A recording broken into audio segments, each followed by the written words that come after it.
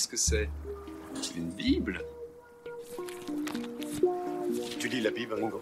Pas tous les jours. Au large biblique, le podcast qui explore la Bible. Bienvenue à toutes et à tous. Cette fois-ci, nous allons nous rendre dans la Terre du Milieu, chère à John Ronald Reuel Tolkien. Vous connaissez probablement son œuvre par les adaptations cinématographiques du Seigneur des Anneaux et du Hobbit, aux ambiances très apocalyptiques. Mais Tolkien est avant tout un univers littéraire et c'est Pauline du podcast et Tolkien dans tout ça qui va nous faire découvrir les liens entre l'auteur et l'Apocalypse.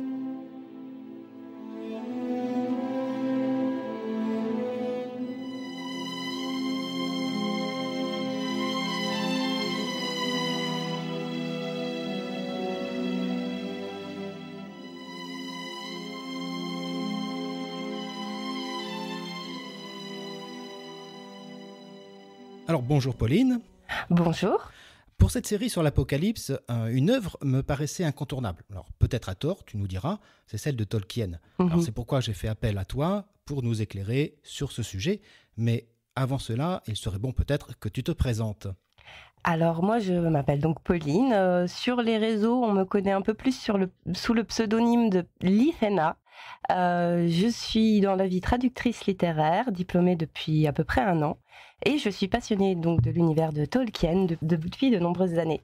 Je me définis un peu comme une exploratrice de son œuvre, et je partage mes explorations sur mon blog et sur ma chaîne Twitch, où je fais ce que j'appelle des streamlore, c'est-à-dire des émissions en direct durant lesquelles j'explore des aspects de son légendaire en interagissant avec les gens qui sont présents sur le chat.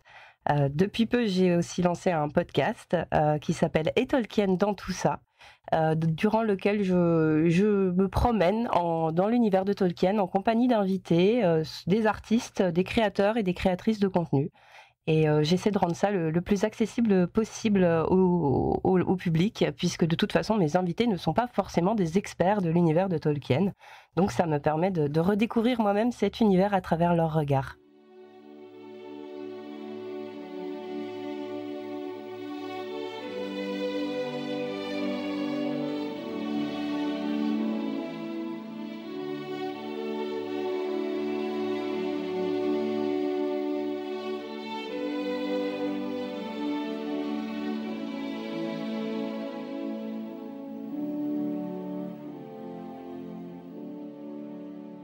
Ouais, ça a l'air très, très intéressant. On mettra tout ça en note de l'épisode, bien évidemment. Est-ce que tu peux nous présenter justement l'œuvre de Tolkien, que beaucoup d'ailleurs ne connaissent que par ses adaptations cinématographiques? Ah oui, avec plaisir. Alors je vais forcément devoir synthétiser un peu parce que c'est une œuvre énorme. Oui, je m'en doute. Oui. La plupart des gens connaissent Le Hobbit et Le Seigneur des Anneaux grâce aux films de Peter Jackson qui sont sortis ces 20 dernières années. Il faut savoir que ces 2 romans s'inscrivent dans une œuvre qui est beaucoup plus large, une œuvre sur laquelle il a travaillé toute sa vie et qui repose sur la création d'un univers entier, un monde qui s'appelle Arda. Arda, c'est un peu l'équivalent du système solaire. La plupart des histoires que Tolkien nous raconte se déroulent sur un continent d'Arda qu'on nomme la Terre du Milieu et qui est peuplé d'humains, d'elfes, de hobbits, mais aussi d'orques, d'araignées géantes et de toutes sortes de créatures plus ou moins puissantes et plus ou moins sympathiques. Malgré cet aspect de la fantaisie, c'est un monde qui repose sur une profonde cohérence avec le réel. C'est comme ça que Tolkien souhaitait créer son monde. Et du coup, il a imaginé toute une cosmogonie, des langues qu'il a inventées, des liens, des connexions entre ces langues, avec leurs racines étymologiques de chaque mot. Il y a évidemment plusieurs cultures, plusieurs peuples et des dynasties. Et du coup, tout ça s'inscrit dans une chronologie divisée en plusieurs âges. Évidemment, je ne vais pas rentrer dans les détails, mais les événements du Hobbit et du Seigneur des Anneaux se déroulent au 3e âge du Soleil, plus précisément en l'année pour la guerre de l'Anneau, en l'année 3018 et 3019 du 3e âge. Cette guerre de l'anneau, elle est au cœur du roman Le Seigneur des Anneaux. C'est une guerre qui oppose d'un côté les peuples libres de la Terre du Milieu et le Seigneur sombre, Sauron, qui cherche à les dominer. Ce Seigneur sombre, Sauron, a confectionner, créer un anneau unique qui est vraiment le cœur du roman et le cœur de cette guerre. Il l'a forgé des milliers d'années avant ces événements et il y a déversé une partie de son pouvoir. Du coup, cet anneau lui permet de dominer tous les autres anneaux qui ont été distribués au peuple libre de la Terre du Milieu. Sans son anneau unique, Sauron est diminué. Si l'anneau est détruit, Sauron lui-même est détruit. Et s'il le récupère, il s'en servira pour dominer à nouveau la Terre du Milieu. Or, le hasard a fait que cet anneau, qui fut perdu, tomba entre les mains d'un hobbit du nom de Bilbo, comme il est raconté dans le roman Le Hobbit. Au début du roman du Seigneur des Anneaux, Bilbo, alors vieux, laisse en héritage cet anneau à son neveu Frodo, qui finit par comprendre que c'est l'anneau unique, l'anneau de pouvoir, et qu'il faut absolument s'en débarrasser, en tout cas le détruire. Et donc ce jeune hobbit qui n'a rien demandé à personne se voit partir pour une quête. Et il doit porter l'anneau jusqu'au Mordor, le pays de Sauron, afin de le jeter dans les flammes du volcan dans lequel il fut forgé. C'est le seul moyen de le détruire. Pour cela, il est accompagné d'abord de la fraternité de l'anneau, composée de plusieurs individus et issus de plusieurs espèces et cultures différentes. Et surtout, jusqu'au bout de l'aventure, il est en compagnie de son ami et jardinier, Sam, et aussi de Gollum, l'un des anciens possesseurs de l'anneau, qui est rongé de l'intérieur par le pouvoir du bijou, mais qui guidera néanmoins Frodo et Sam jusqu'au Mordor.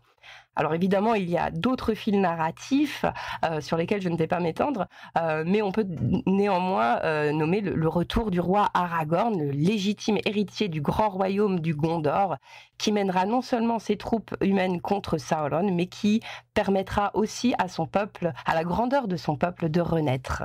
En termes de genre, on a tendance à parler de high fantasy, mais Tolkien, lui, préférait le terme de heroic romance, donc c'est vraiment romance dans le sens anglo-saxon du terme. C'est un genre de fiction littéraire qui était très populaire à l'époque médiévale, qui était considéré comme de la littérature de divertissement. Et le professeur Leo Carruthers, je vais le citer, le définit comme mêlant l'aventure, la chevalerie, l'intrigue, l'amour, la magie, de la féerie. Et voilà, donc c'est comme ça que Tolkien désignait le genre de son œuvre. Et comme je l'ai dit, ça s'inscrit dans un processus créatif continu, puisque Arda, l'univers dans lequel se déroulent ces événements, a été sans cesse développé et retravaillé par Tolkien au cours de sa vie. Et au cœur de cet univers, au cœur de cette création, se tient le roman Le Silmarillion, qui a été publié à titre posthume, mais que Tolkien a vraiment retravaillé toute sa vie. Et ce récit se passe vraiment des milliers d'années avant la guerre de l'anneau. Et il y a ajouté énormément de textes, d'essais sur les cultures des elfes, sur leur langue, des textes relatant les mythes fondateurs et toute la cosmogonie de cet univers. Sur les terres du Mordor, dans les flammes de la montagne du destin, Sauron, le seigneur des ténèbres, forgea en secret un maître anneau pour gouverner tous les autres. Dans cet anneau, il déversa sa cruauté, sa malveillance et sa volonté de dominer toute vie. Un anneau pour les gouverner tous. Dis-nous, dans quel contexte Tolkien écrit ou compose son œuvre ? Est-ce que ce contexte-là a son importance ?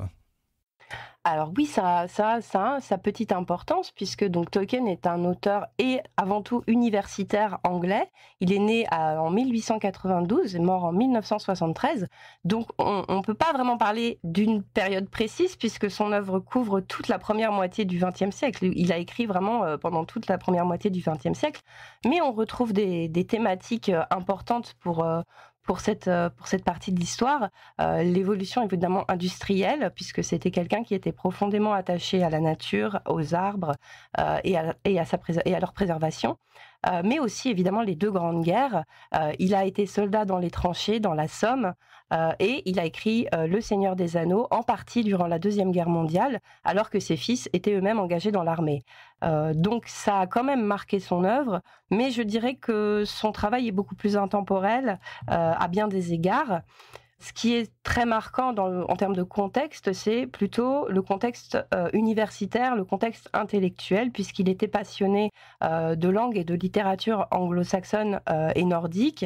Il enseignait la littérature anglo-saxonne à Oxford et son œuvre s'en ressent.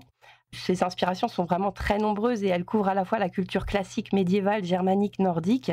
Je ne vais pas tout énumérer, mais il y a un très, très grand nombre d'œuvres qui l'ont inspiré. Et en parallèle de ces inspirations majeures, il y a aussi un contexte religieux, puisqu'il était un fervent catholique toute sa vie, et qu'il a aussi étudié et travaillé sur des textes religieux de l'époque médiévale.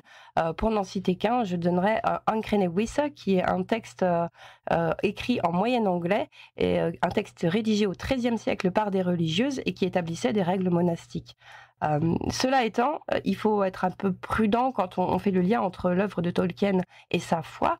Puis c'est un sujet qui est encore beaucoup débattu parmi les critiques et les spécialistes, les universitaires qui travaillent sur Tolkien. En plus, les déclarations de l'auteur même dans ses lettres varient en fonction de ses interlocuteurs, donc on n'est pas vraiment sûr. Il y a une chose sur laquelle il a vraiment insisté, c'est qu'il n'a jamais voulu faire une allégorie, ni une allégorie politique, ni sociale, ni religieuse. Et quand on observe ces textes, quand on les étudie de près, on constate vraiment qu'il a vraiment fait attention à ne pas faire trop de connexions entre son univers et le monde dans lequel nous vivons.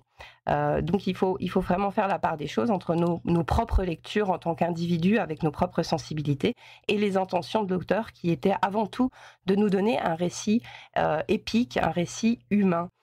Et si on y perçoit une forme de grâce qui peut être là et qui peut être perspective, je pense que ces valeurs à la fois humaines et spirituelles transparaissent à travers l'œuvre de manière assez subtile, et en plus elles sont mises à côté d'autres références culturelles et littéraires qui nourrissaient Tolkien d'un point de vue de ses influences.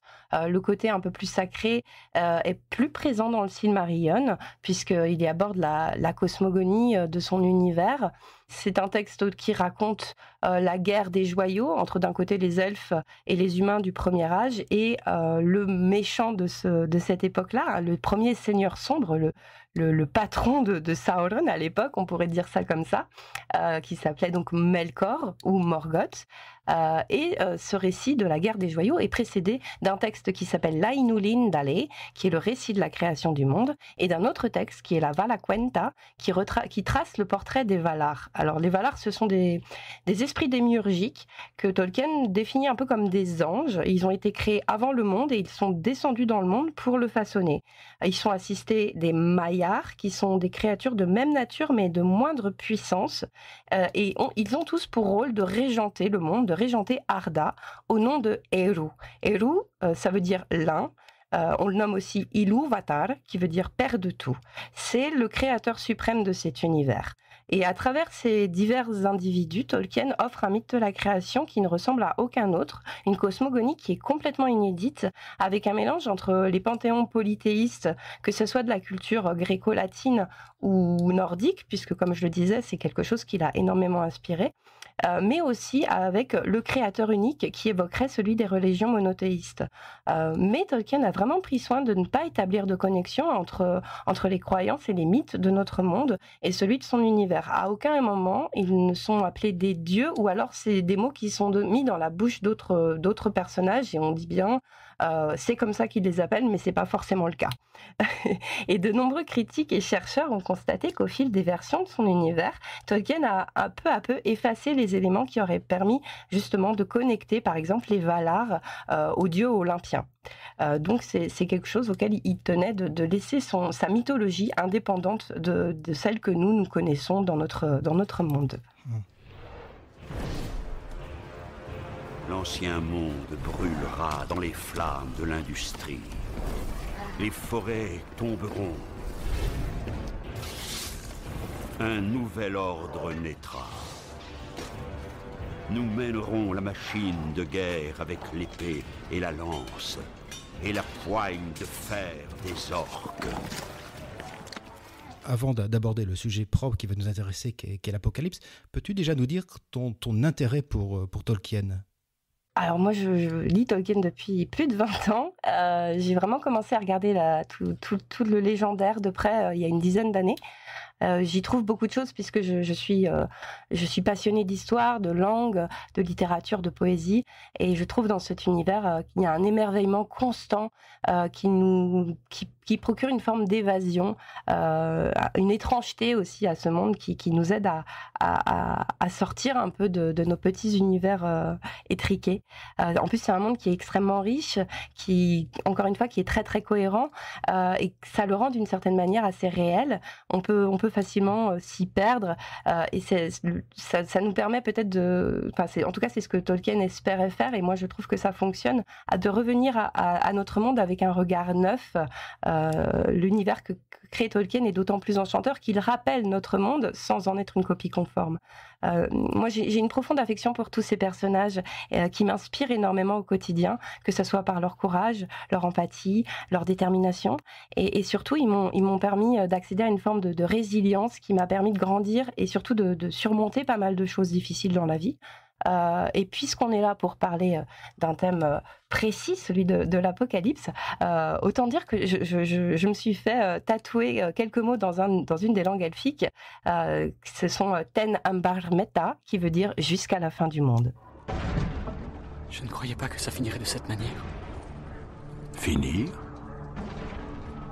Non, le voyage ne s'achève pas ici.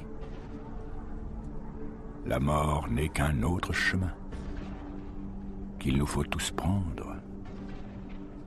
Le rideau de pluie grisâtre de ce monde s'ouvrira et tout sera brillant comme l'argent. C'est une très bonne transition. Justement, dans son œuvre, quelle est la vision de la fin du monde selon Tolkien? Alors, pour les elfes de Tolkien, le monde est la scène du drame agencé par Eru. Eru, donc l'un, l'unique, le créateur. Et ce drame a une fin. Les elfes en sont conscients et en fait, on voit très bien dans les films et dans les romans, les elfes sont donnés comme étant immortels. Mais en fait, ils le sont seulement dans le sens où ils sont supposés vivre jusqu'à ce que Arda, le monde dans lequel ils vivent, ne soit plus. Et ils savent que cette fin du monde sera catastrophique. Alors, c'est quelque chose qui les terrifie. Ils sont vraiment terrorisés à l'idée de leur annihilation à venir, même si cette fin doit advenir dans des milliers d'années. Le seul moyen qu'ils ont pour appréhender cette fin de manière un peu plus posée, c'est en s'appuyant sur ce qu'ils appellent Estel. Estel, c'est un mélange d'espoir et de confiance.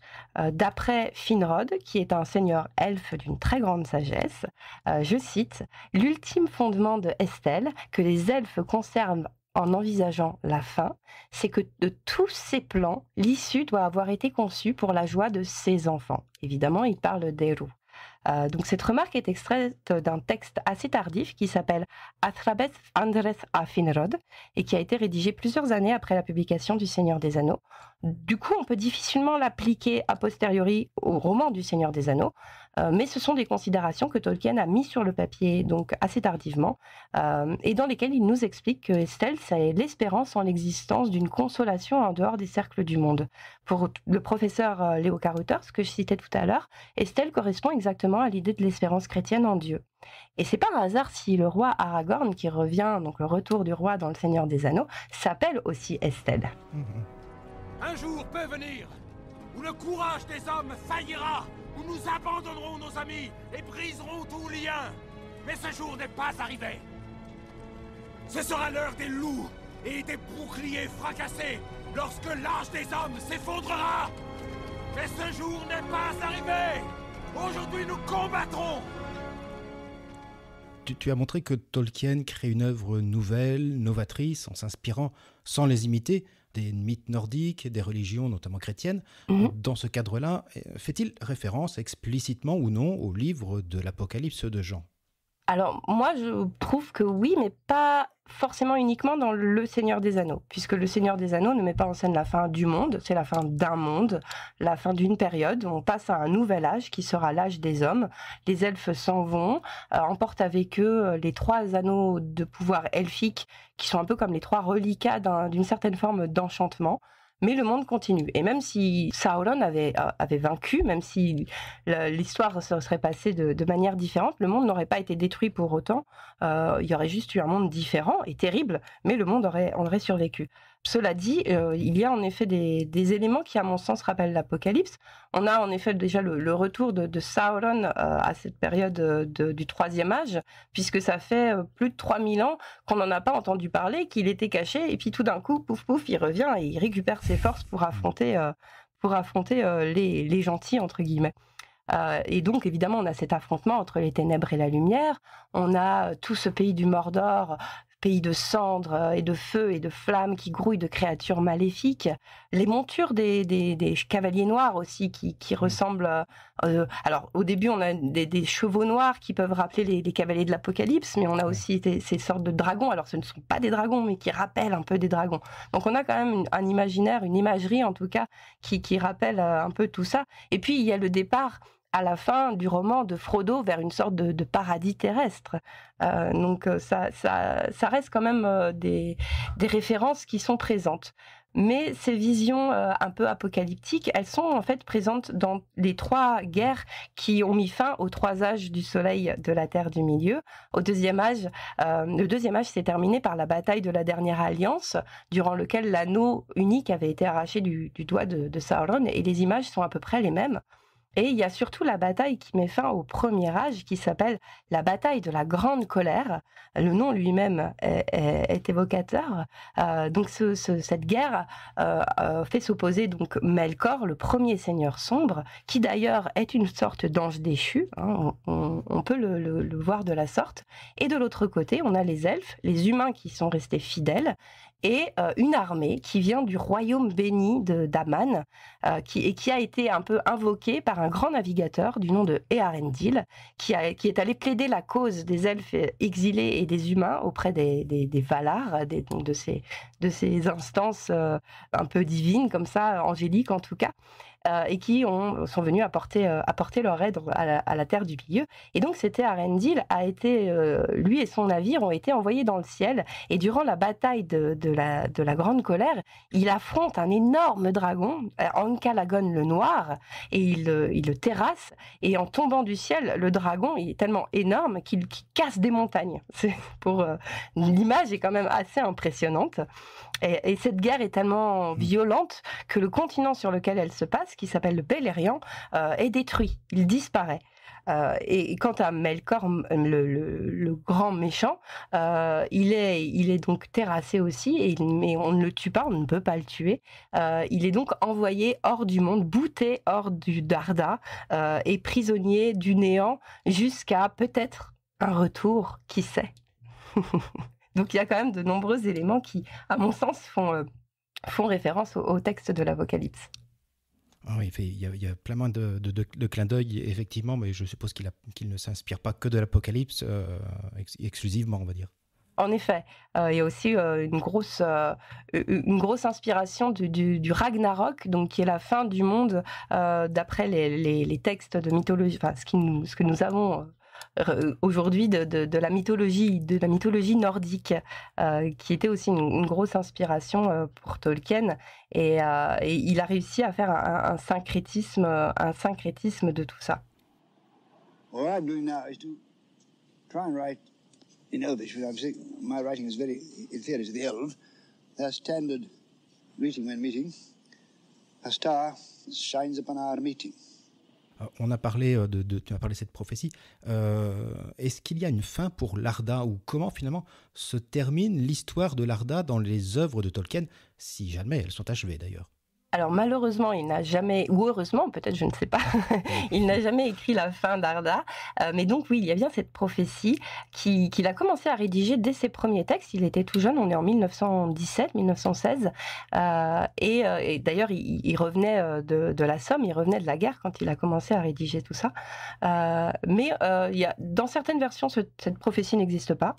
Et a posteriori, dans un texte assez tardif, il a précisé que cette prophétie n'existait que chez les humains, et encore pas tous les humains, ceux du peuple de Númenor. Númenor, c'est l'Atlantide de Tolkien, il a revisité le mythe de l'Atlantide. Donc c'est pas une croyance qui existe chez les elfes, c'est vraiment très localisé. Donc il faut aussi l'aborder avec précaution. Il y a pas mal d'éléments qui ne sont pas forcément cohérents avec le légendaire. mais en tout cas, elle fait écho, il est vrai, à la glorification de Eru, de l'unique, de l'un, à travers l'humanité et à la victoire inévitable de ce grand créateur sur le marissement d'Arda par Melkor. Alors, qu'est-ce que c'est que ce marissement ? Il est raconté qu'au début du monde, quand Arda a été créée, Melkor, donc une sorte vraiment de Lucifer de la Terre du Milieu, a dissipé son pouvoir dans la matière même d'Arda, ce qui fait que toute chose qui est faite de cette matière, de la matière du monde, est susceptible d'être corrompue. Tout individu, tout élément du monde porte en lui ou en elle un petit quelque chose de Melkor. Et ça explique pourquoi, dans cet univers, le mal ne peut pas être éradiqué sans passer par la destruction complète du monde. Et évidemment, le marissement implique aussi l'idée de la chute, que ce soit la chute, évidemment, entre guillemets, des anges, puisque Melkor a chu, et puis ensuite des elfes et des humains. Il y a dans cette prophétie déjà l'idée même que ce marissement sera effacé, sera guéri. Et cette fin du monde, comme je le disais, elle est inspirée à la fois des textes bibliques et du Ragnarok, puisque on y retrouve une annihilation complète du monde, mais aussi le retour du diable, le retour de Melkor après avoir été bouté hors du monde. Il vient et retourne en Arda, il récupère sa puissance et il vient combattre les Valar, les elfes, les nains et les humains fidèles. Cette prophétie raconte aussi qu'un humain en particulier, Turin Turambar, qui a vécu au premier âge de la Terre du Milieu, sera présent à ce moment-là, au moment de la bataille finale, et c'est lui qui infligera le coup de grâce à Melkor et vengera ainsi l'humanité tout entière. Et après cette bataille viendrait peut-être la fin totale d'Arda, ou peut-être pas, puisqu'on a des chants. Et j'évoquais tout à l'heure l'Ainulin Dale, la musique des Ainur, qui est le récit de la création d'Arda. Pour faire très très vite, à la demande de Eru, du dieu créateur, les Ainur, qui sont des purs esprits créés avant le monde et parmi lesquels on compte les Valar et les Maiar, ont chanté des thèmes qui leur étaient proposés. Et chacun l'a chanté à leur manière, et ainsi est né le monde divers, varié, avec tous ces éléments différents et toutes les choses qui s'ordonnent de manière cohérente. Mais dès son origine, dès ce premier chant, il est fait mention d'une fin, et de chants, j'ai envie de dire des chants de la fin, qui est supposé être encore plus beau que la Ainulin Dale, qui sera un chant chanté devant Eru par les humains et les elfes, et grâce à ce chant, peut-être une nouvelle Arda jaillira. Non pas seulement une Arda guérie du marissement de Melkor, mais une Arda différente et pourtant identique à la première. Et à travers ce type de récit, de narration, on voit bien s'entremêler justement ces deux pôles de référence majeure chez Tolkien, qui pourraient paraître contradictoires, mais qui deviennent compatibles dans son univers. D'un côté, il y a Estelle, dont je parlais tout à l'heure, cette espérance qui est semblable à celle de la foi, et de l'autre, ce qu'il appelait la théorie du courage, qui est typique du Ragnarok, qui est typique des mythes nordiques, et qu'on retrouve notamment très souvent dans Le Seigneur des Anneaux. Alors cette théorie du courage, elle repose sur l'idée que la défaite est inévitable, mais que c'est pas une raison pour ne pas se battre pour ce qui nous semble juste. Et c'est exactement ce sur quoi repose Ragnarok, puisque dans ce mythe, quoi que fassent les héros, l'annihilation totale du monde se produira. Et dans les mythes nordiques, il n'y a pas d'espoir de rédemption, il n'y a pas de paradis. Donc c'est vraiment la fin des fins. Et pourtant, les héros se battent jusqu'au bout. Dans Le Seigneur des Anneaux, on a souvent le sentiment que la quête de Frodon est une cause perdue d'avance, et pourtant les protagonistes y s'accrochent. Tolkien avait vraiment beaucoup de respect pour cette théorie, et même si finalement ce désespoir n'est pas forcément compatible avec sa foi. Et pour paraphraser en fait ce qu'a écrit Tom Shippey, qui est un grand spécialiste de l'œuvre de Tolkien, ce que Tolkien fait sur sa Terre du Milieu, c'est mettre en scène ce courage ultime, ce courage qui va jusqu'au bout, mais en y infusant de l'espoir et de la confiance. La confiance en quoi ? La confiance en l'événement de ce que Tolkien appelait le catastrophe. Alors c'est un terme qu'il a inventé, et le catastrophe, c'est ce qui désigne le tournant joyeux ou une grâce soudaine et miraculeuse. En gros, c'est quand on croit que tout est perdu et que soudain, d'une manière complètement inattendue et qui ne se reproduira sans doute jamais, la situation s'améliore. Et cette amélioration procure, que ce soit aux protagonistes dans l'œuvre, ou alors au lectorat, procure une joie si intense que Tolkien la compare à un évangélium, et non pas qui serait là pour nier l'existence de la catastrophe, mais pour nier plutôt celle de la défaite universelle finale. Là, je le cite. Donc, pour lui, il y aurait une catastrophe finale en Arda. Du moins, c'est ce sur quoi repose Estelle, c'est sur quoi repose l'espérance des elfes. Et ce syncrétisme de ces deux pôles de pensée apparemment contradictoires permet, à mon sens, de schématiser l'approche de la grande fin chez Tolkien.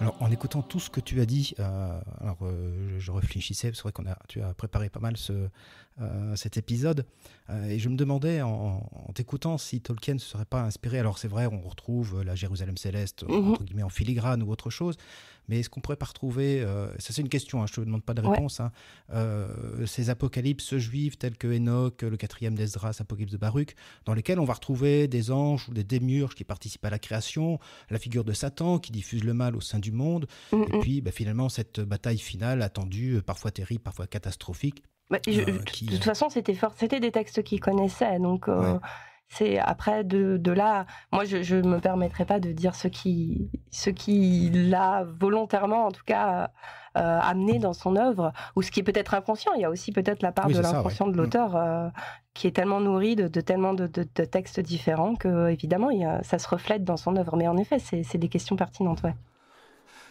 Sachez qu'à présent, l'anneau est hors d'atteinte. Pardonnez-moi. Je n'avais pas réalisé. À cause de moi, vous allez tous échouer. Non, Boromir. Vous avez combattu bravement. Votre honneur est sauf. Laissez-la. Ça n'est fini. Le monde des hommes va s'effondrer. Tout ne sera que ténèbres. Et ma cité sera détruite. Et selon toi, quel est, on va résumer, mais quel est l'objet de son œuvre pour l'exprimer autrement, que pourrais-tu dire de son œuvre ou sur son rapport à l'Apocalypse? Qu'est-ce que tu aurais envie d'ajouter? Alors, Tolkien, lui, avait tendance à dire, en tout cas pour Le Seigneur des Anneaux, que c'était une œuvre qui parlait avant tout de la mort.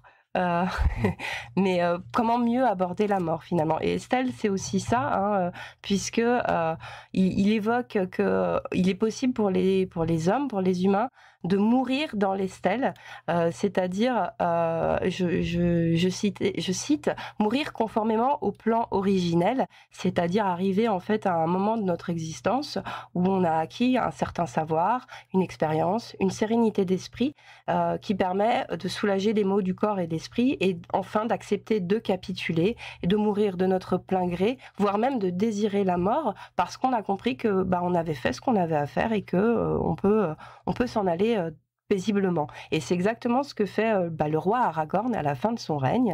Il s'en va dans les stèles. Donc ça, c'est vraiment, Tolkien l'a dit, Le Seigneur des Anneaux, c'est avant tout une œuvre qui traite de la mort.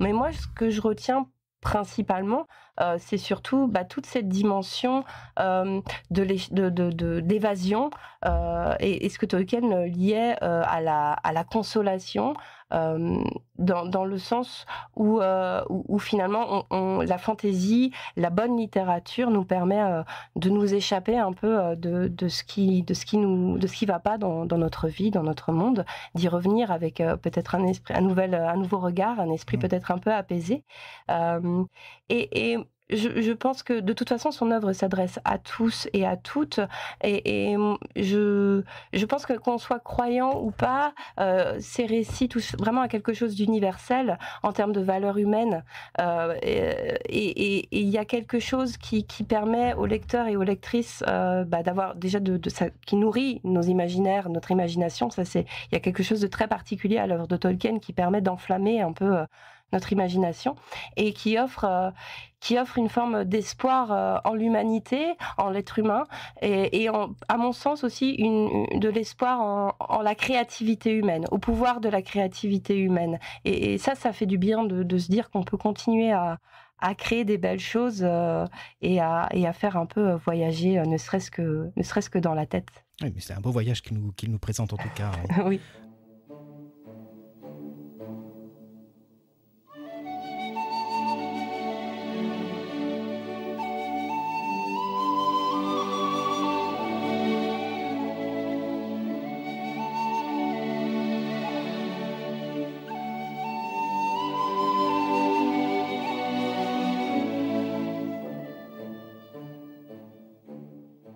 Une dernière question avant de nous quitter. Pour qui voudrait découvrir Tolkien, par quelle rive devrait-il ou devrait-elle commencer ? Alors, c'est une question qu'on pose souvent. Je pense que ça dépend des centres d'intérêt de chacun et des tranches d'âge aussi. Évidemment, je ne saurais que trop recommander le Hobbit pour tous les enfants dès l'âge de 7-8 ans. Mais il y a aussi des textes qu'il a écrits, alors qui ne concernent pas la Terre du Milieu, mais des textes qu'il a écrits pour ses enfants et qui ont été publiés comme Roverandom ou Monsieur Merveille. Il y a des très très belles éditions qui sont parues aux éditions Christian Bourgois et vraiment je recommande ça pour les petits. Pour les adultes, alors on peut entrer par la porte principale, Le Seigneur des Anneaux, si on n'a pas peur des 1000 et quelques pages. La nouvelle traduction de Daniel Lauzon est exceptionnelle, donc pareil, je ne saurais que trop la recommander. Si quelques personnes ont été un peu rebutées, qui ont essayé de lire l'ancienne la traduction de Monsieur Ledoux et qui n'ont pas réussi, je conseillerais de réessayer avec la traduction de Daniel Lauzon parce que c'est une toute autre expérience. Et sinon, il y a les textes, ce qu'on appelle les grands contes, qui ont été publiés il y a quelques années de manière indépendante. Alors, c'est pas forcément des contes très joyeux, hein, mais qui sont dignes d'intérêt, notamment Les Enfants de Húrin, toujours chez Christian Bourgois, ou Beren et Lúthien aussi, qui est une très belle histoire d'amour.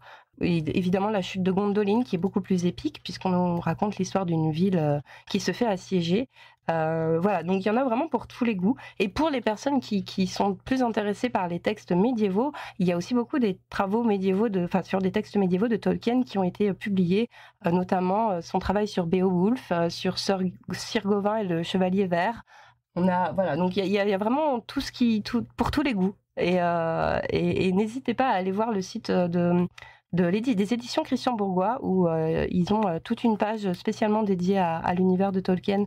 Donc vous pourrez trouver tous les textes traduits en français et disponibles actuellement. Super, on mettra tout ça en note avec les références à Tolkien et puis également bien évidemment là on peut te retrouver. J'ai trouvé une bonne fin pour mon livre. Et il vécut heureux encore et encore jusqu'à la fin de ses jours. Et c'est ce qui va se passer, mon cher ami. Au revoir, Gandalf. Au revoir, cher Bilbon.